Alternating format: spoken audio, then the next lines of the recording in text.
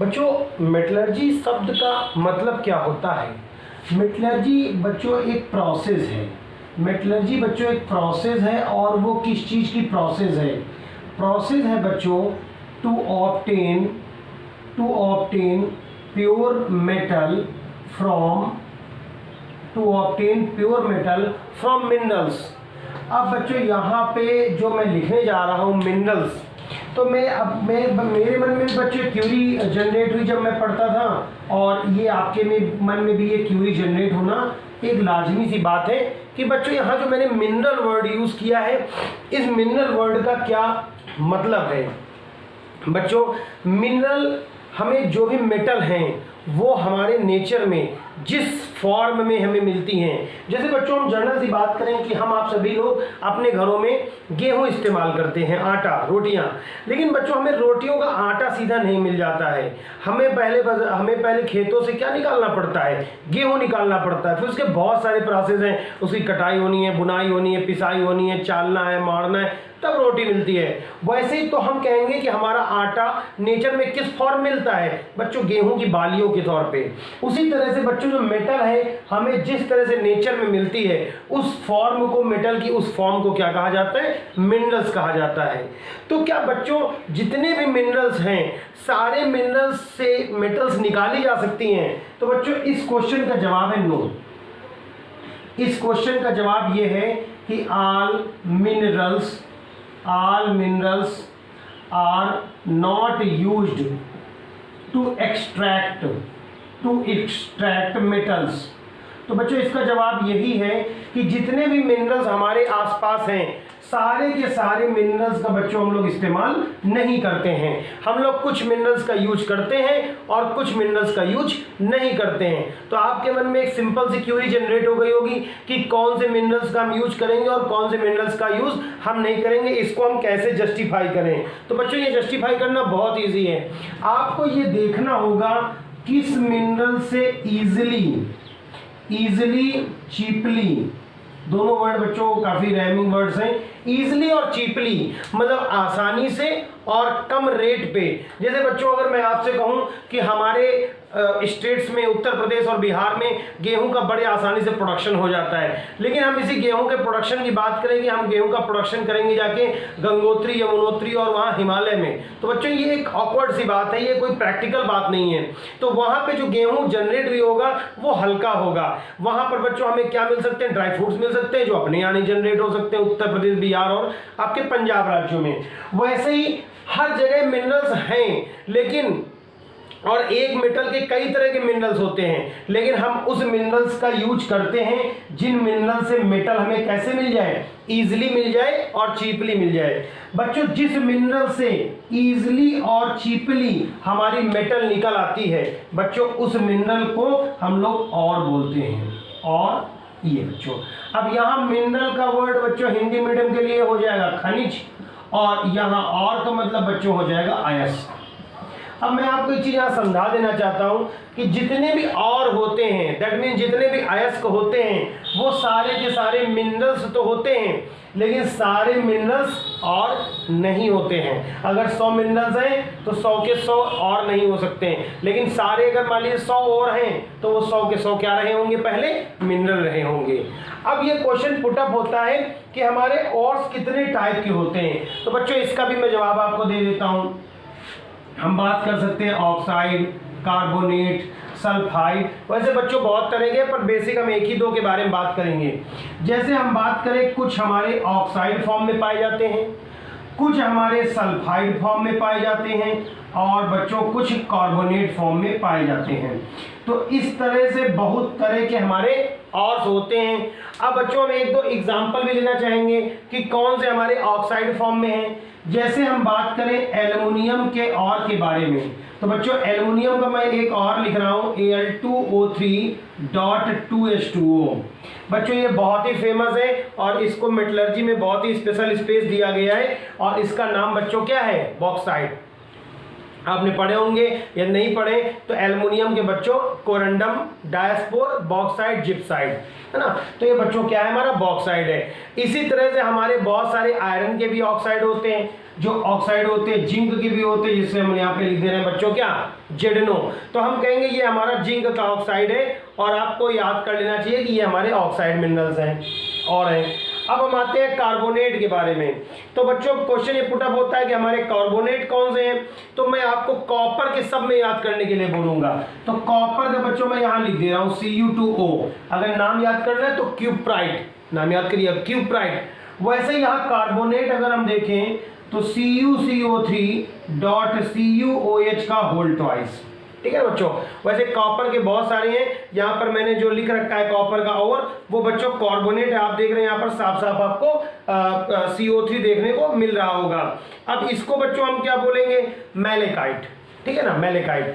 अब आते हैं सल्फाइड एस के बारे में। तो सल्फाइड एस में बच्चों सल्फर की इंप्योरिटी होती है, जैसे इसका नाम तो सबसे ही ज्यादा फेमस है CuFeS2, जिसको बच्चों क्या बोला जाता है, कॉपर पायराइट, नाम याद रखेंगे। इधर मैं एक और लिख दे रहा हूं जिसका नाम है बच्चों ZnS।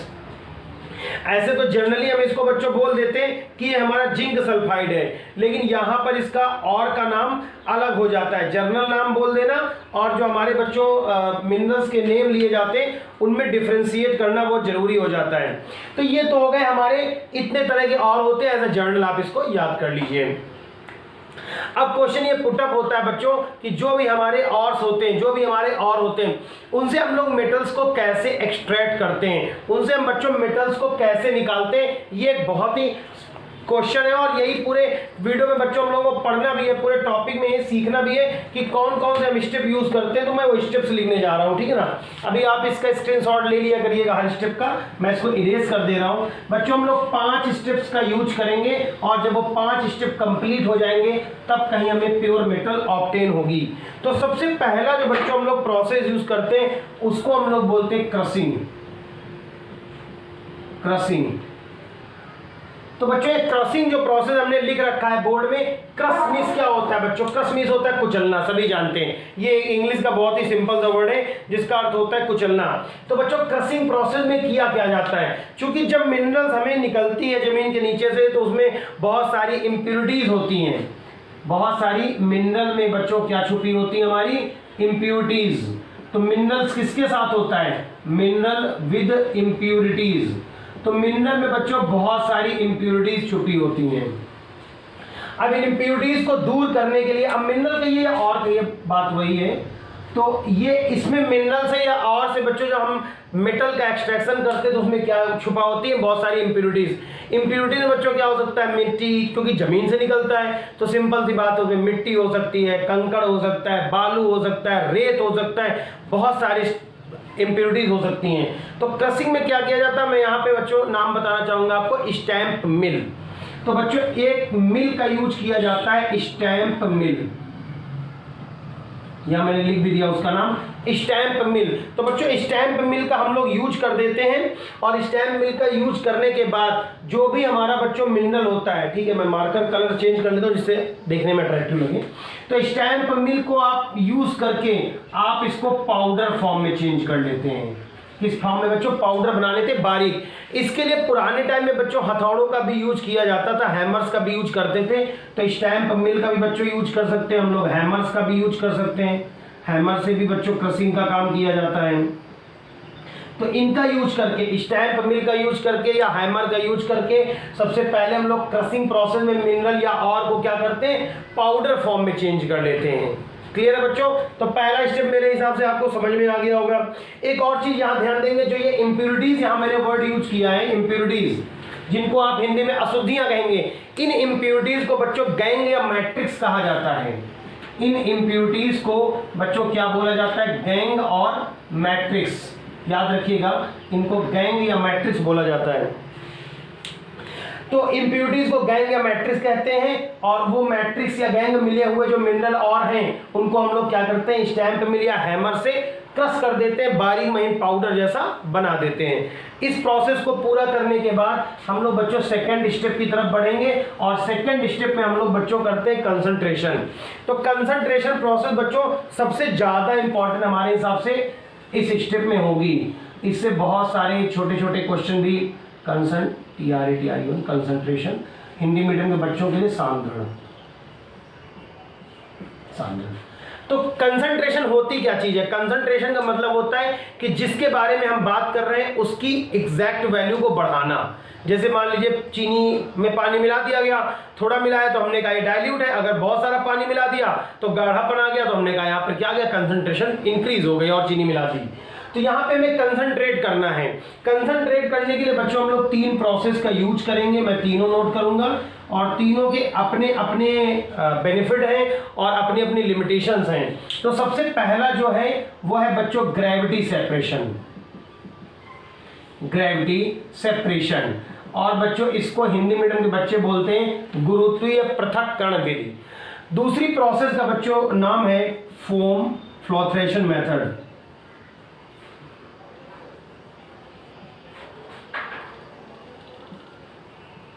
फोम फ्लोटेशन प्रोसेस, अब हिंदी मीडियम में बच्चे इसको बोलते हैं झाग प्लवन विधि, ध्यान रखिएगा, इसको बोलते हैं झाग प्लवन विधि। और तीसरी बच्चों फाइनल जो है वो है मैग्नेटिक सेपरेशन। हम तीनों में आपको मेथड बताएंगे और बहुत ही इंटरेस्टिंग मेथड है, मुझे तो बड़ा मस्त लगता है ये मैग्नेटिक सेपरेशन। बच्चों देखिए ग्रेविटी, अब हम पहले सबसे पहले तो ये बात करेंगे इन तीनों प्रोसेस का यूज कब करा जाता है। सबसे पहले कि हमारे जो मिनरल हैं, जो हमारा और है और जो उसमें इम्प्योरिटीज हैं, दो चीजें होंगी, एक और होगा और दूसरी चीज क्या होगी, और इम्प्योरिटी, दो चीजें मिली होती हैं, उनकी जो डेंसिटी है having different densities, having different density means दोनों में से एक हल्की हो और दूसरी उसमें से भारी हो, तभी इस प्रोसेस का यूज करिए, अदरवाइज अगले स्टेप में चले जाइए।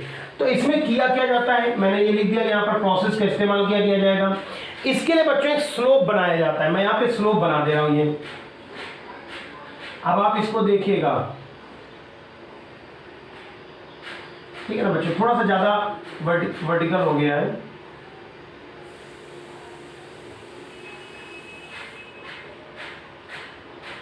अब बच्चों देखिए ये एक सीढ़ी नुमा मैंने स्ट्रक्चर बना दिया है।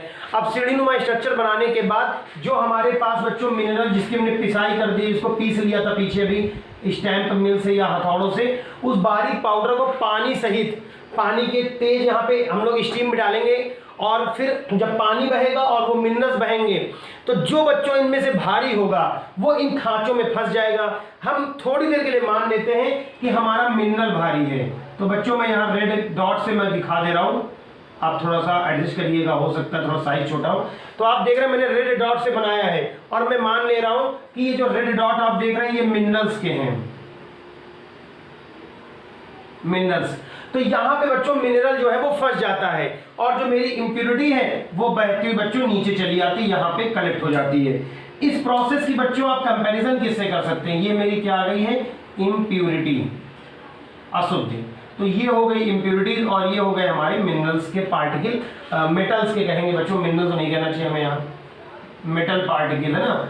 तो अब ध्यान देने वाली बात ये, इसकी आप कंपेयर किससे कर सकते हैं, इसकी कंपेयर बच्चों हम कर सकते हैं अपने घर में। आपने देखा होगा जब मम्मी कभी गेहूं साफ करके बना रही होती हैं तो गेहूं को एक बाल्टी में डाल दिया जाता है और उसमें ऊपर से पानी डाल दिया जाता है। जब पानी डाल के हम लोग हाथ से उसको ऐसे करके हिलाते हैं और फिर देखते हैं कि थोड़ा सा पानी जैसे डाला तो हल्की वाली इम्प्योरिटीज ऊपर आ जाती हैं, देखा होगा ना। और फिर हम उसको हल्का सा झुका देते हैं, बाल्टी को, ड्रम को झुका देते हैं और झुकाने से जो इम्प्योरिटीज है वो बह के हमारी चली जाती हैं और जो गेहूं है वो हमारा उसी बाल्टी में रुका रहता है। वैसा ही प्रोसेस बच्चों सेम यहां पर यूज किया गया है। बस ध्यान देने वाली बात यह है कि इन दोनों में से एक की डेंसिटी ज्यादा और एक की डेंसिटी कम होनी चाहिए। अगर इक्वल डेंसिटी हो गई तो दोनों साथ में या तो बह जाएंगे, दोनों साथ में रुक जाएंगे, कोई बेनिफिट नहीं मिलेगा इस प्रोसेस का। चलिए दूसरी प्रोसेस के बारे में बात करते हैं जिसका हमने नाम रखा है froth flotation method. Froth flotation method बच्चों, फ्रॉथ फ्लोटेशन मेथड प्रोसेस बोल सकते हैं, फ्रॉथ फ्लोटेशन प्रोसेस। बच्चों देखिए पहली बात तो इस प्रोसेस का कब यूज करेंगे, इस प्रोसेस का तब हम लोग यूज करते हैं जब हमारा जो भी ओर लिया गया है वो सल्फाइड नेचर का होना चाहिए, सल्फाइड नेचर का, सल्फाइड नेचर का होगा। तो इसमें बच्चों दो चीजें हम लोग यूज करते हैं। आपको पहली बात तो कुछ चीजें चाहिए होंगी, सबसे पहले आपको पाउडर जो बनाया गया है वो और होना चाहिए, आपके पास पाउडर वाला और होना चाहिए। दूसरी बात आपके पास ऑयल होना चाहिए, कौन सा ऑयल यूज करेंगे बच्चों? आप आलमंड ड्रॉप्स नहीं यूज करेंगे, यहाँ कोई ड्रेसिंग नहीं करनी बालों की, आपको चीड़ का तेल चाहिए होगा, ठीक है ना, चीड़ का तेल, चीड़ के पेड़ होते हैं ना, बिनौले का तेल चाहिए, ऐसे तेल का यूज करेंगे ऑयल जिसे झाग पैदा करना है। और इसके अलावा बच्चों हमें चाहिए होगा पोटेशियम एथिल जिंथेट, नाम याद करिएगा बच्चों, पोटेशियम एथिल जिंथेट, पोटेशियम एथिल जिंथेट। अब बच्चों के मन में क्वेश्चन आ रहा होगा कि इसकी जरूरत क्या हो गई, तो बच्चों देखिए करना क्या होता है, इसमें दो चीजें हमने लिखी हैं, एक को बच्चों हम लोग बोलते हैं फ्रॉथिंग एजेंट झाग कारक और दूसरे को बोलते हैं फ्लोटिंग। तो बच्चों ध्यान दीजिएगा, जैसे हमने जो तेल डाला है उसको फ्रॉथिंग एजेंट बोलते हैं, ध्यान दीजिएगा, मैं लिख भी दे रहा हूं फ्रॉथिंग एजेंट। यहां पे इसको क्या बोला जाएगा बच्चों? फ्रॉथिंग एजेंट ना, इसको बोलते हैं झाग कारक। नोट भी कर लीजिए आप अपनी कॉपी में, इसको झाग कारक बोलते हैं। और जो दूसरा मैंने उसमें यूज किया है पोटेशियम एथिल जिंथेट, उसको बच्चों हम लोग प्लवन कारक बोलते हैं, और उसको भी हमने यूज किया जैसे यहाँ पे पोटेशियम एथिल जिंथेट। तो ये फ्रॉथिंग एजेंट हो गया, और दूसरे वाले हिस्से का मैंने आपको नाम बता दिया, उसको प्लवन कारक कहा जाता है, फ्लोटिंग एजेंट कहा जाता है, ध्यान देंगे इसको। तो मैं यहाँ भी लिख दे रहा हूँ फ्लोटिंग एजेंट। अब करा कैसे जाएगा इस पूरे प्रोसेस को, ये क्वेश्चन पुटअप होता है। तो बच्चों एक बहुत बड़ा सा टैंक होता है, मैं प्रोसेस यही बना दे रहा हूँ क्योंकि वहाँ जगह नहीं बची है। तो एक बहुत बड़ा सा टैंक होता है, टैंक में क्या करना होता है, हमको जो हमारे पास और है वो डाल देना होता है। क्या मिला के इसमें बच्चों? ऑयल मिलाना होता है। तो मैं इसमें समझ लीजिए ब्लैक कलर से मैंने इसमें ऑयल मिला दिया, मैंने बताया कि आप कौन सा ऑयल यूज करेंगे, चीड़ का तेल। और इसके बाद इसमें और मिलाना होता है पोटेशियम एथिल जिंथेट। तो बच्चों मैंने तीनों का देखिए यहाँ पे मिक्सचर आपको दिखा दिया तीन डिफरेंट कलर से। जैसे ही आप इसमें इसको हिलाना शुरू करते हैं, वाइब्रेशन इसमें स्टार्ट करते हैं, तो वाइब्रेशन जब आप स्टार्ट करेंगे तो जो इसमें इंप्योरिटीज होंगी, वो इंप्योरिटीज बच्चों आपके जो फोम के तौर पे होंगी, वो इसमें भीग करके ऊपर आ जाएंगी, ठीक है ना। और यहां पे मैं यहां पे दिखा दे रहा हूं, ये यहां से हम लोग बच्चों इसमें एयर डालेंगे, हवा डालेंगे। तो जब आप इसको कस के बच्चों हिला देते हैं बहुत अच्छी तरह से मिलाने के बाद, तो मिलाने के बाद आपको क्या करना होता है, इसमें एयर को फ्लो कराना होता है। जैसे ही आप एयर को फ्लो कराते हैं तो सल्फाइड के जो हमारे और के जो पार्टिकल हैं वो तेल में भीग करके ऊपर आ जाते हैं, और जो अशुद्धियां होती हैं वो नीचे बैठ जाती हैं। ध्यान दीजिएगा, मैं यहाँ पे बना दे रहा हूँ, फिर से लिख दे रहा हूँ कि यहाँ नीचे बच्चों कौन बैठ जाएगा के? इम्प्यूरिटीज। यहाँ नीचे कौन बैठ जाएगा कि? इम्प्यूरिटीज। और ऊपर हमारे यहाँ कौन आ जाएंगे? ऑयल के साथ भीग करके। हम यहाँ पे डॉट डॉट से दिखा दे रहे हैं बच्चों, ये यहाँ पे मैंने और के पार्टिकल बना दिए हैं जो तेल के साथ भीग करके ऊपर आ जाएंगे। तो इम्प्योरिटी बच्चों हो गए नीचे और हो गया ऊपर। अब मैंने एयर यहाँ पे फ्लो करा दिया और हवा के साथ इनको अलग कर लिया। इसको कैसे करेंगे? जैसे आप एक पानी बाल्टी ले लें, उसमें तेल को मिला दें, साबुन को, अपने निरमा को, और खूब कस के हिलाएं, तो फोम बच्चों ऊपर आ जाएगा आपका, ठीक है ना। और फिर आप ऐसे करके फूंके तो आपकी सारा जो झाग होगा वो बाहर चला जाएगा। तो इस प्रोसेस की भी एक शर्त है कि इसको सल्फाइड नेचर का होना चाहिए। अब थर्ड आते हैं ग्रेविटी सेपरेशन के बारे में। तो इसकी भी एक कंडीशन है, और वो कंडीशन बच्चों क्या है कि या तो हमारा और या फिर हमारी इम्प्योरिटी, दोनों में से कोई एक मैग्नेटिक नेचर की होनी चाहिए, मैग्नेटिक नेचर की होनी चाहिए, ठीक है ना। ध्यान देंगे इसको, दोनों में से कोई एक मैग्नेटिक नेचर का हो, चाहे आपकी इम्प्योरिटी मैग्नेटिक नेचर की हो और चाहे आपका मिनरल मैग्नेटिक नेचर का हो। अब क्या करना है हमको? इसके लिए बच्चों देखिए एक हॉपर बना रहा हूं मैं यहाँ पे, ये हो गया बच्चों हॉपर। अब इसमें कोई ऐसी आश्चर्यजनक चीज नहीं। हॉपर आप सभी ने देखा होगा, गेहूं पिसाने का गए होंगे तो उसमें ऊपर जहां पे चक्की में गेहूं डाला जाता है उसको हॉपर बोलते हैं। तो ये हॉपर हो गया जिससे हम लोग किसको गिराएंगे? हम लोग यहाँ पे गिराएंगे उस और को जिसको हमें सही करना है। इसके अलावा एक बच्चों बेल्ट होती है, यहाँ पे ऐसे बेल्ट होती है, और वो बेल्ट चढ़ी होती है दो व्हील्स के बीच में, ठीक है ना। ये बच्चों मैंने बेल्ट बना दी, और ये दो व्हील्स के बीच में यहाँ पे दो पहिए जो रोटेट कर रहे हैं। इसको आप किससे कंपेयर करेंगे? इन व्हील्स को आप कंपेयर करें जैसे आपकी साइकिल की चेन होती है, वो चेन आप कैसे करके घूमती रहती है, तो उस चेन की जगह पर हम लोग जो यूज करें वो मैग्नेटिक चेन हो, मतलब वो चेन मैग्नेट की बनी हो, तो ऐसा यूज करेंगे। तो और हम लोग यहाँ पे नीचे बकेट रख देंगे, बकेट रख देंगे। अब बच्चों इम्प्योरिटी या फिर मिनरल जो इसमें चिपकने वाला होगा, एक यहाँ पे चिपक जाएगा और दूसरा आपका यहाँ पे कलेक्ट हो जाएगा। मैं मान ले रहा हूं कि यहाँ पर इम्प्योरिटी चिपक गई है और मेटल के पार्टिकल यहाँ पे नीचे आके इकट्ठा हो गए हैं। लेकिन इसके भी बच्चों एक कंडीशन मैंने आपको क्लियर कर दी, और वो कंडीशन क्या है कि केवल तभी आप यूज कर सकते हैं जब इन दोनों में से कोई एक मैग्नेटिक नेचर का हो। तो तीनों की तो बच्चों पहली बात तो आप कंडीशन याद कर लीजिए, तीनों की आप कंडीशन याद कर लीजिए सबसे पहले, और उसके बाद कंडीशन याद करने के बाद क्या करना होगा आपको, ये कंडीशन है और उनके बाद पहले का ये फिगर है, दूसरे का ये फिगर है, तीसरे का ये फिगर है, तीनों के फिगर आपको क्लियर करने होंगे। तो ये तो हम लोग बच्चों दूसरा जो स्टेप था हमारा वो कंप्लीट हो गया। अगर बच्चों आपको इन पूरे प्रोसेसेस में कहीं भी कोई भी इशू आ रहा है तो आप कमेंट में जाके हमें जरूर बताइए, और इसके अलावा किस टॉपिक पे आप चाहते हैं कि और वीडियो बनाए जाए वो टॉपिक भी आप हमें सजेस्ट करिए। और हाँ, अगर आपको वीडियो में बताइए कोई भी एक छोटी सी बात लगी कि हाँ आपके लिए चैनल आपके लिए कुछ मेहनत कर रहा है, तो आप बच्चों एक बड़ा सा लाइक दे दीजिए, अपने दोस्तों को भी इस चैनल के बारे में बताइए, उनको ये वीडियो शेयर करिए और चैनल को सब्सक्राइब करने के लिए जरूर बोलिए, क्योंकि आप ज़्यादा कुछ नहीं कर सकते लेकिन हमारे लिए आप एक सब्सक्रिप्शन देकर के इस चैनल को प्रोत्साहित जरूर कर सकते हैं। बच्चों एक केमिकल प्रोसेस भी हमारी है जिसको हम लोग बोलते हैं लीचिंग। ये बच्चों एक केमिकल प्रोसेस है लीचिंग। लीचिंग में क्या कराया जाता है कि हम लोग जो भी हमारा कंसंट्रेटेड और अभी हम कंसंट्रेशन करा रहे थे, उस कंसंट्रेट जो और हमें मिला है उसको बच्चों हमें रिएक्ट कराना होता है किसी एसिड के साथ, किसी बेस के साथ। उसको कराने के बाद हम लोग उसको रिएक्ट करा दिए, मान लीजिए रिएक्ट कराने के बाद जो हमारा मेटल है वो उस केमिकल में घुल जाता है और इंप्योरिटीज हमारी नीचे बैठ जाती हैं। तो ये भी एक उसमें प्रोसेस आपका एनसीईआरटी में बताया गया है लीचिंग। अब ये हमारे दो स्टेप बच्चों अभी तक पूरे हो गए। पहले स्टेप में हम लोगों ने बच्चों क्या किया कि मेटल को बारीक किया, क्रशिंग किया, दूसरे में क्या किया, कंसंट्रेशन किया, लंबा प्रोसेस था। अब हम लोग करने जा रहे हैं converting into oxide, converting into oxide. तो हम लोग क्या करने जा रहे हैं, कन्वर्जन करने जा रहे हैं। जो हमें मेटल कंसंट्रेट होके मिली है उसको हम ऑक्साइड में चेंज करने जा रहे हैं। तो ऑक्साइड में चेंज करने के लिए बच्चों हम लोग क्या प्रोसेस यूज कर सकते हैं, उसके लिए दो प्रोसेस हैं। एक तो प्रोसेस कहा जाता है रोस्टिंग और दूसरा कहा जाता है कैल्किनेशन। ध्यान दीजिएगा हिंदी मीडियम के बच्चे, रोस्टिंग मतलब भर्जन और कैल्किनेशन का मतलब हो गया, कैल्किनेशन का मतलब हो गया आप निस्तापन बोलते हैं इसको, ठीक है ना। भर्जन और निस्तापन मैं लिख भी दे रहा हूं यहाँ पे, भर्जन और निस्तापन, भर्जन और निस्तापन। अब बच्चों इनसे किसका किस तरह में दो बंटवारे कर दिए गए हैं। तो देखिए बच्चों रोस्टिंग प्रोसेस का यूज किया जाता है सल्फाइड एसिड के लिए।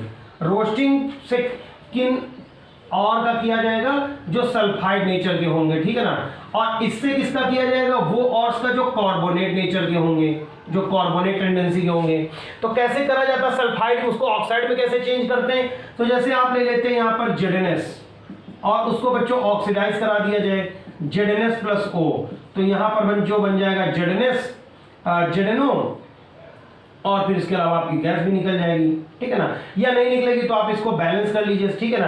तो जिंक का सल्फाइड है वो उसके ऑक्साइड में चेंज हो जाता है। डिफिनीशन में जरूर बताना चाहूंगा बच्चों को, ध्यान से हमारी डिफिनीशन को सुनिएगा जो हम बताने जा रहे हैं। और वो डिफिनीशन है इसकी बैलेंसिंग के लिए, आप बहुत परेशान नहीं, अगर आप चाहें तो मैं इसको बैलेंस भी कर दूं। तो यहाँ 2ZnS लगा दीजिए, यहाँ पे 3O2 लगा दीजिए, ठीक है ना। अब इसको लगाने के बाद आप रिएक्ट करा देंगे तो आपका क्या बन जाएगा, 2ZnO बन जाएगा। यहाँ पे 2ZnO बन गया और हमारा क्या निकल जाएगा, 2SO2 निकल जाएगा। तो आप मेंटेन कर सकते हैं। मैं इसकी डिफिनीशन जो बताना चाहूंगा कि सांद्रित अयस्क को वायु की नियंत्रित मात्रा में उसके गलनांक से कम ताप पे गर्म करना भर्जन कहलाता है। इंग्लिश वाले बच्चों के लिए मैं डिफिनीशन क्या बताऊंगा, टू हीट और below the melting point of the metal, below the melting point of ore in the presence of controlled value of air। Air की कंट्रोल्ड वैल्यू में इसको रिएक्ट कराना है, हीट कराना है, लेकिन किसमें, below the melting point of ore. एक ही हो गया।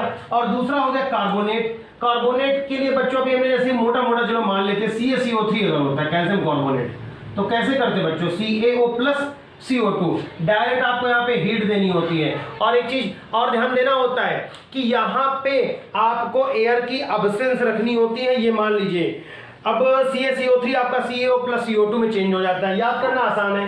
कैलकुलेशन कार्बोनेट के लिए Ca से Ca से, और रोस्टिंग आप सल्फाइड से याद कर सकते हैं S फॉर ऐसे करके। कोई सा आप ट्रिक एक जनरेट कर लीजिए जो आपको दोनों में से ज़्यादा बेटर लग रही हो। इस प्रोसेस के लिए जो हम यहाँ पे रोस्टिंग की बात कर रहे हैं, इसके लिए बच्चों ब्लास्ट फर्नेस का यूज किया जाता है। अगर आपको याद हो, नहीं याद है तो मैं छोटा सा फिगर यहाँ पे ड्रॉ कर रहा हूँ ब्लास्ट फर्नेस का। ये है यहाँ पे बच्चों क्या होता है, कप एंड कोन का, मैं इरेज कर दे रहा हूँ CaCO3 को। यहाँ पे कप एंड कोन का सिस्टम होता है, ठीक है ना। कप एंड कोन का यहाँ रोलर लगा होता है जिससे इसको ऊपर उठाया जा सकता है। जब ये ऊपर की तरफ उठेगा तो ये जो यहाँ पे इसका मेन गेट है वो क्लोज हो जाएगा, ठीक है। यहाँ बच्चों ट्वियर होता है, गर्म यहाँ से गैसें निकल सकती हैं। यहाँ पे बच्चों लगे होते हैं ट्वियर इधर और इधर, जिससे हम लोग गर्म गैसों को डाल सकते हैं, ठीक है ना। एक ये भी आपका हिस्सा हो गया इसका, ठीक है। अब जब इसमें हीटिंग हो जाती है, वो टेम्परेचर स्टार्ट होता है 1600 से 1800 से धीरे धीरे घटते हुए यहाँ पर 400 तक आता है। तो नीचे आपके दो लेयर्स इकट्ठे होते हैं, एक बच्चों लेयर होती है मेटल की और दूसरी होती है स्लैग, जो जिसको हम धातुमल बोलते हैं। तो दो लेयर आपको मिल जाती है, नीचे वाली जो लेयर होती है वो मेटल की होती है, ठीक है। तो इस प्रोसेस में ब्लास्ट फर्नेस का या परावर्तनी भट्टी का यूज करते हैं। कभी इसको सेपरेटली भी मैं आपको जरूर समझाने की कोशिश करूंगा, ठीक है ना। तो ये हो गया कन्वर्जन इनटू ऑक्साइड। अब ये क्वेश्चन क्रिएट हो रहा है यहाँ पे कि हमने ऑक्साइड में चेंज कर दिया किसी मेटल को उसके ऑक्साइड में चेंज कर दिया। मतलब जैसे अभी हमने ZnS था उसको हमने किस में चेंज कर दिया, ZnO में। तो अब हमने ZnS को ZnO में तो बदला, जिंक ब्लैंड को हमने जिंक ऑक्साइड में तो बच्चों चेंज कर दिया, लेकिन हमें जिंक ब्लैंड से जिंक ऑक्साइड नहीं चाहिए था, हमें तो मेटल चाहिए थी। तो ये यहाँ ध्यान देने वाली बात है कि हमें इसमें से Zn को अलग करना है और ऑक्सीजन को अलग करना है। तो क्वेश्चन पुटअप होता है कि ये अलग करने का प्रोसेस हमारी मदद कौन करेगा। तो इसके लिए बच्चों आप यूज कर सकते हैं कई सारे ऑक्सीडाइजिंग रीजेंट के, सॉरी बच्चों रिड्यूसिंग एजेंट के। अब क्वेश्चन पुटअप होता है कि रिड्यूसिंग एजेंट जो हम लोग यहाँ पर यूज करेंगे, जो हम लोग ये यूज करेंगे रिड्यूसिंग एजेंट, तो किसको यहाँ पर यूज किया जाएगा। तो हम लोग कोक का इस्तेमाल कर सकते हैं। देखिएगा बच्चों हम लोग किसका इस्तेमाल कर सकते हैं, कार्बन का, कार्बन मोनोऑक्साइड का, हाइड्रोजन का डायरेक्ट यूज कर सकते हैं। ध्यान देंगे कैसे करते हैं कि जैसे हम ले लें ZnO को या आप HgO ले सकते हैं, सिम्बार जिसको कहा जाता है, HgO को ले सकते हैं। तो बच्चों HgO को हम 3 बार रिएक्ट करके आपको दिखाते हैं HgO। अब HgO में क्या हो गया बच्चों कि इसको हम चाहें तो कोक से भी रिएक्ट करा सकते हैं, C से, तो क्या बन जाएगा बच्चों HgO प्लस CO। हमारी यहाँ भी Hg अलग हो गई। यहाँ पे हम चाहें CO से भी रिएक्ट करा सकते हैं, तो हमारा क्या बन जाएगा बच्चों HgO प्लस क्या निकल जाएगा हमारा CO2 मिल जाएगा। या आप चाहें डायरेक्ट हाइड्रोजन का भी यूज कर सकते हैं, तो हमें क्या मिल जाएगा Hg प्लस H2O। तो आप इनसे करा सकते हैं रिडक्शन, लेकिन ध्यान देना होगा आपने रिएक्टिविटी सीरीज पढ़ रखी है, और रिएक्टिविटी सीरीज बच्चों आपको याद होगी कि उसमें सबसे ऊपर है पोटेशियम, सोडियम, उसके ऊपर है बच्चों कैल्शियम, मैग्नीशियम और एल्युमिनियम, जिंक, कार्बन, और उसके बाद Fe, और इसके बाद है टिन, लेड और हाइड्रोजन, कॉपर, और यहाँ पे सिल्वर, गोल्ड और प्लेटिनम। अब बच्चों ये रिएक्टिविटी सीरीज अगर आप देखो तो यहाँ पे कार्बन कहाँ एग्जिस्ट करता है, यहाँ पे करता है, ठीक है ना, यहाँ पे एग्जिस्ट करता है। तो आप कार्बन का तभी यूज कर पाएंगे इन नीचे वाले कंपोनेंट्स के लिए, कार्बन रिडक्शन के लिए, ठीक है ना। क्योंकि आपको पता है कि highly reactive metal low reactive metal को उससे डिफरेंशिएट करके अलग कर सकती है। तो इस प्रोसेस का एक आप यूज कर सकते हैं। अलग अलग हमारे पास रिड्यूसिंग एजेंट हैं, लेकिन एक खास चीज ध्यान देने वाली मैं आपको यहाँ बताऊंगा, आप उसको नोट कर लीजिए कि जिंक के ऑक्साइड के लिए आप सिर्फ कोक का यूज करेंगे। कोक, आप जिंक के ऑक्साइड के लिए केवल कोक का ही यूज करेंगे। हाँ, अगर यहाँ पे मैं बात करूं जैसे यहाँ लेस स्टेबल हैं इनके ऑक्साइड बच्चों, जो ऊपर यहाँ आप देख रहे हैं, इनके जो ऑक्साइड हैं ऊपर वालों के, ये हाईली स्टेबल हैं, बहुत स्टेबिलिटी इनकी हाई है। इनके ऑक्साइड जो है वो मॉडरेट हैं, इनको कह सकते हैं कि हैं लेकिन मॉडरेट स्टेबल हैं, और नीचे वालों के जो ऑक्साइड है यहाँ पर उनकी लो स्टेबिलिटी है, उनमें कोई स्टेबिलिटी नाम की चीज ही नहीं है। तो इस स्टेबिलिटी ऑर्डर के हिसाब से अगर हम चले बच्चों, जो स्टेबिलिटी ऑर्डर मैंने बोर्ड पे बना रखा है उस स्टेबिलिटी ऑर्डर के हिसाब से, तो आप केवल क्या कर सकते हैं कि मैंने कार्बन के नीचे आप जिंक भी रख सकते थे, यहाँ पर जिंक, यहाँ पे मैं ऊपर बच्चों हो गया थोड़ा सा, मैं सही करूँगा इसको, एल्युमिनियम, कार्बन, जिंक और ये Fe, ठीक है ना, थोड़ा इसको मैंने एडिट करना है, सही करना है, ठीक है ना। तो बच्चों ये रिएक्टिविटी सीरीज जो आपके सामने आपको दिख रही होगी, पोटेशियम है, उसके नीचे सोडियम, कैल्शियम, मैग्नीशियम, एल्युमिनियम है, फिर उसके नीचे कार्बन, जिंक है, फिर ठीक है ना, क्लियर है आपको। अब बच्चों ध्यान दीजिएगा कि कार्बन ऊपर है इसीलिए कोक से जिंक को निकाला जा सकता है। अब जो बच्चों ये हाईली स्टेबल हमारे ऑक्साइड हैं, हाईली स्टेबल मतलब ये आसानी से अलग नहीं होना चाहते अपने ऑक्सीजन से, तो इसके लिए बच्चों किस प्रोसेस का यूज किया जाएगा? इसके लिए बच्चों हमारे पास है इलेक्ट्रोलिसिस, इलेक्ट्रोलिटिकल प्रोसेस का यूज करेंगे, इलेक्ट्रोलिसिस कराएंगे। इनके लिए बच्चों हम लोग क्या करेंगे, इनके लिए हमारे पास कार्बन रिडक्शन बढ़िया काम करता है, यहां से बच्चों होना चाहिए था ना, इस जगह से कार्बन रिडक्शन का, कार्बन रिडक्शन का, ठीक है ना, इसको मैं और एक्सटेंड कर देता हूं। और इनको तो बच्चों केवल हीट देके ही कहा जा सकता है, ऑक्साइड को, ऑक्सीजन को अलग किया जा सकता है। तो ये तीन आप बच्चों क्लियर कर लीजिए इसको थोड़ा सा, कि जो सबसे ऊपर वाले जो मेटल रखे गए ये बहुत ही रिएक्टिव है, इनके ऑक्साइड बहुत ही स्टेबल है, इनको बच्चों अगर ऑक्साइड से इनको अलग करना है तो उसके लिए आपको क्या करना पड़ेगा, इनका इलेक्ट्रोलिसिस कराना पड़ेगा। ये जो बीच वाला सेगमेंट आप देख रहे हैं, इस बीच वाले सेगमेंट के लिए आपको किसका यूज करना पड़ेगा, कार्बन रिडक्शन का यूज करना पड़ेगा। और सबसे जो नीचे बच्चों रखे गए हैं उनका स्टेबिलिटी ऑर्डर इतना स्लो है, इतना धीमा है कि केवल आप उनको गर्म कर दीजिए और गर्म करके ही बच्चों आप इनको अलग कर सकते हैं।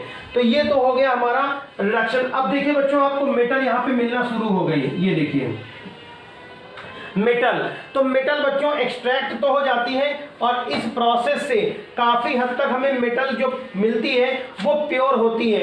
अगर मैं आपको बात करूं रिडक्शन के बाद से, तो लगभग 98% तक प्योरिटी आ जाती है, यहाँ पे 98% तक प्योरिटी आ जाती है। लेकिन हमें बच्चों 98% प्योर नहीं चाहिए, हमें तो जो प्योरिटी लेवल है उससे भी ज़्यादा चाहिए, उससे भी हायर प्योरिटी चाहिए होगी। तो उसके लिए बच्चों फिर क्या होगी, उसके लिए लास्ट प्रोसेस जो हम लोग यूज करते हैं उसको हम लोग बोल सकते हैं बच्चों प्यूरिफिकेशन। प्यूरिफिकेशन या रिफाइनिंग, दो में से आप किसी वर्ड का यूज कर सकते हैं, प्यूरिफिकेशन या रिफाइनिंग।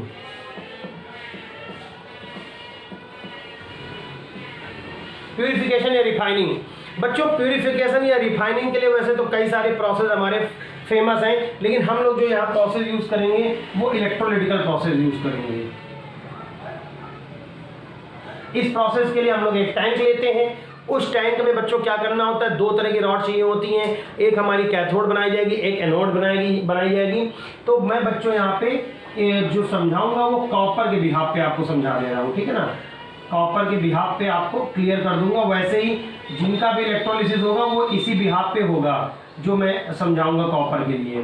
तो यहाँ पे जो बच्चों मैंने रेड कलर की रॉड्स बना रखी हैं, इनको आप मान लीजिए अलग रॉड है, और इनको मान लीजिए जो ग्रीन कलर से मैं ड्रॉ कर रहा हूँ, इनको बच्चों आप अलग मान लीजिए। ये अब इसमें देखिए दो कलर की रॉड आपको दिख रही होंगी, मैं जो वेसल है उसका कलर चेंज कर दे रहा हूँ। यहाँ पे ये वेसल है, जिस बर्तन में कराना है वो ताम, ठीक है, बड़ा सा वेसल होता है 6 फीट 8 फीट लंबाई चौड़ाई वाले। अब इनमें देखिए बच्चों इनको कनेक्ट कर दिया जाएगा। अब इनको देखिए, इन तीनों को एक से कनेक्ट कर दिया गया रेड कलर की, ठीक है ना, और इनको कनेक्ट कर दिया गया बच्चों निगेटिव से, इनको कनेक्ट कर दिया गया निगेटिव से। वैसे भी निगेटिव खतरनाक है, लाल भी खतरनाक है, ठीक है, दोनों एक जैसे। और इनको बच्चों ग्रीन वालों को कनेक्ट कर दिया गया, मैं यहाँ ओवरलैपिंग दिखा देता हूँ, ये इनको बच्चों कनेक्ट कर दिया गया एक दूसरे वायर से, और वो कैसा होगा, पॉजिटिव। तो बच्चों इनमें से ग्रीन वाली हो गई पॉजिटिव और रेड वाली मेरी क्या हो गई, निगेटिव। ध्यान देना, तो जो पॉजिटिव वाली यूज की गई है, दैट मीन्स जो पॉजिटिव होता है उसको हम क्या बोलते हैं बच्चों, एनोड, और जो निगेटिव होता है उसको हम क्या बोलते हैं बच्चों, कैथोड, ठीक है ना, कैथोड। तो एनोड जो बनाया गया यहाँ पे जो ग्रीन वाला, वो इम्प्योर कॉपर का बनाया गया, ध्यान दीजिएगा, इम्प्योर कॉपर, जिसको 98% हमने प्योर बताया था, यहाँ इम्प्योर कह रहे हैं, उसका बनाया जाएगा कैथोड। और ये जो आप देख रहे हैं दूसरा रेड वाला, ये बच्चों बनाई गई हैं प्योर कैथोड की, ये शुद्ध तांबे की छड़ें यूज की गई हैं। अब हमें इसका इलेक्ट्रोलिसिस अगर कराना है तो हमें इसमें कोई ना कोई विद्युत अपघट्य इलेक्ट्रोलाइजर डालना होगा।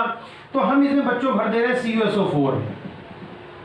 जिस मेटल का कराना होता है उसी मेटल का बच्चों साल्ट सोल्यूशन यूज किया जाता है, ध्यान देंगे इस बात को। जो भी मेटल का आप कराने जा रहे हैं, अगर आप एल्युमिनियम का यूज कर रहे हैं तो वहाँ एल्युमिनियम के ऑक्साइड लेकर के उनका बच्चों सोल्यूशन यूज किया जाता है। तो ये आप देख रहे हैं यहाँ पे मैंने बना दिया। तो जो ये देख रहे हैं, और तीसरी चीज जो यूज की गई है वो CuSO4 है, CuSO4। तो तीनों को बच्चों बना दिया गया है। जैसे ही इसमें हम लोग इलेक्ट्रिक करंट को फ्लो कराना शुरू करते हैं, जैसे हम इलेक्ट्रिक करंट को फ्लो पास आउट कराते हैं, वैसे ही इम्प्योर कॉपर वाली जो प्लेट्स हैं उनमें करंट बहना स्टार्ट हो जाता है, मतलब एनोड वाले पोर्शन में। और जो कॉपर की मेटल है वो बच्चों पिघल करके इस सोल्यूशन में आ जाती है। और वो किस फॉर्मेट में आती है वो याद रखिए, वो बच्चों आती है Cu++ फॉर्म में, ठीक है ना। वो पिघल के Cu++ फॉर्म में आती है। और फिर चूंकि कैथोड बच्चों कैसा है, निगेटिवली चार्ज है, मतलब वहां इलेक्ट्रॉनों की एक्सेस है, मतलब इन रेड वाली छाड़ों पे इलेक्ट्रॉन भरे पड़े हैं। तो ये Cu++ जाके यहाँ पे इलेक्ट्रॉन कलेक्ट करना स्टार्ट कर देगा इन जगहों पर, इन रेड वाली प्लेट पे आके कलेक्ट होना स्टार्ट हो जाएगा। मैंने इनको दिखा दिया, ये रेड वाली प्लेटों पे इसने कलेक्ट होना स्टार्ट कर दिया। इन्हीं पे आकर के सारा कॉपर हमारा कलेक्ट हो जाता है। थोड़ी देर बाद हम इस प्रोसेस को रोक देते हैं, इलेक्ट्रोलिटिस को, जो हमारा करंट फ्लो हो रहा है उस प्रोसेस को रोक देते हैं। और हम लोग इम्प्योर जो कॉपर है वो छड़ें चूंकि काफ़ी हद तक खत्म हो चुकी होती हैं, उनमें केवल इम्प्योरिटीज बची होती हैं, तो उनको निकाल दिया जाता है। और उनकी जगहों पर नई कॉपर की जो रॉड है बच्चों उनको इंस्टॉल कर दिया जाता है। और फिर हम प्यूरिफिकेशन की प्रोसेस को स्टार्ट कर देते हैं। इस प्रोसेस से जब हम प्यूरिफिकेशन करके नियरली 99.8 या 99.9% तक प्योर कॉपर हमें बच्चों ऑब्टेन हो जाता है, शुद्ध कॉपर की प्राप्ति हमें हो जाती है। तो ये तो बच्चों इस प्रोसेस जो हमने समझाया है वो कॉपर के पॉइंट ऑफ व्यू से समझाया है। वैसे कॉपर के लिए पोलिंग वाली प्रोसेस भी बहुत फेमस है, उसका भी यूज किया जाता है, तो आप चाहें तो उसको भी पोड़ सकते हैं। इसके अलावा जो उसमें जो इम्प्योरिटीज होंगी जैसे सिल्वर की, गोल्ड की, वो बच्चों इम्प्योरिटीज यहाँ आके नीचे कलेक्ट हो जाएंगी, ध्यान दीजिएगा, यहाँ पे कलेक्ट हो जाएंगी, जो भी इम्प्योरिटीज होंगी नीचे आ जाएंगी। और वो उनको बच्चों इम्प्योरिटीज को एनोड पंख कहा जाता है, एनोड पंख, एनोड पंख के रूप में यहाँ पे कलेक्ट हो जाती हैं। तो बच्चों जो टोटल हम लोगों ने अभी तक पूरा देखा उसमें हम लोगों ने सीखा कि क्या हम लोगों को यूज करना है प्रोसेस। सबसे पहले हमें क्या करना होता है, जो भी मेटल हमारे पास, जो भी हमारे पास और होता है उस और को हम लोगों ने छोटे छोटे टुकड़ों में तोड़ना होता है। सबसे पहला प्रोसेस हमारा बच्चों किसका था, क्रशिंग। उसके बाद क्रश होने के बाद हमें क्या करना होता है, कंसंट्रेशन करना होता है। दूसरे स्टेप में क्या करते हैं, कंसंट्रेशन करते हैं। उसके बाद जो हमारा ऑक्साइड है, चेंजिंग और इनटू ऑक्साइड, तो हम लोग इसको किस में चेंज कर देते हैं, ऑक्साइड में। ऑक्साइड के लिए बच्चों अब देखें, कंसंट्रेशन के लिए हमने बच्चों 3 मेथड बताए आपको, और इसके लिए बच्चों 2 मेथड बताए ऑक्साइड में चेंज करने के लिए। अब ऑक्साइड में चेंज हो गया तो अगला स्टेप आता है कि ऑक्सीजन को हटाना है, तो हटाने के लिए बच्चों क्या प्रोसेस हमने आपको बताई, और वो है रिडक्शन। तो आपको रिडक्शन कराना होता है। और पांचवा और जो आखिरी प्रोसेस होता है वो प्यूरिफिकेशन होता है, प्यूरिफिकेशन। अब इस पूरी प्रोसेस में कई तरह की फर्नेस का भी यूज किया जाता है, परावर्तनी भट्टी या वात्या भट्टी, जिन बच्चों ने पढ़ी होगी, अगर नहीं पढ़ी है तो हम लोग आगे के वीडियोस में उनके बारे में भी बात करेंगे कि ब्लास्ट फर्नेस कैसे वर्क करती है और क्या उसमें प्रोसेस यूज किया जाता है। तो क्रशिंग प्रोसेस तो सिंपल है, स्टैम्प मिल का यूज करा। यहाँ पे हमने 3 मेथड आपको बताएं, ग्रेविटी सेपरेशन मेथड बताया, हम लोगों ने फ्रॉथ फ्लोटेशन मेथड देखा, और फिर फाइनली हम लोगों ने देखा मैग्नेटिक सेपरेशन प्रोसेस। ये तीनों देखें। चेंजिंग इनटू ऑक्साइड के लिए हम लोगों ने 2 तरह के देखे, जिनको हमने भर्जन और निस्तापन भी बताया, रोस्टिंग और कैल्किनेशन। फिर हम लोगों ने रिडक्शन किया कोक से, कार्बन मोनोऑक्साइड से, कोक से, या फिर सीधा डायरेक्ट हाइड्रोजन से। उसके लिए हमने भट्ठी भी आपको बताई क्या यूज करनी है, और फाइनली प्यूरिफिकेशन जो आपके सामने है। तो बच्चों इस तरह से हमारा जो ये टॉपिक था वो लगभग कंप्लीट हो गया है। वीडियो बच्चों आपको कैसा लगा, सिर्फ आपसे एक ही रिकमेंडेशन और एक ही रिक्वेस्ट है कि आप कमेंट में जाके हमें जरूर बताइए कि आपको वीडियो कैसा लगा, क्या कमियां रहीं, क्या अच्छाइयां रहीं। जब आप हमें बताएंगे तो हम आपके लिए और बेहतर करने की कोशिश करेंगे। मेटल और नॉन मेटल की इस सीरीज में पहले भी बहुत सारे वीडियो मैंने अपलोड करे हैं, आप प्लेलिस्ट में जाके उन वीडियो को भी देखिए। मेटल की फिजिकल और केमिकल प्रॉपर्टीज बताई गई हैं। अगर वीडियो में बताई गई कोई सी भी एक छोटी सी भी आपको बात अच्छी लगी है तो वीडियो को लाइक करके अपने दोस्तों में शेयर कर दीजिए। अगर पहली बार आए हैं तो चैनल को सब्सक्राइब करके बेल आइकन को जरूर दबा दीजिए। Thanks for watching this video.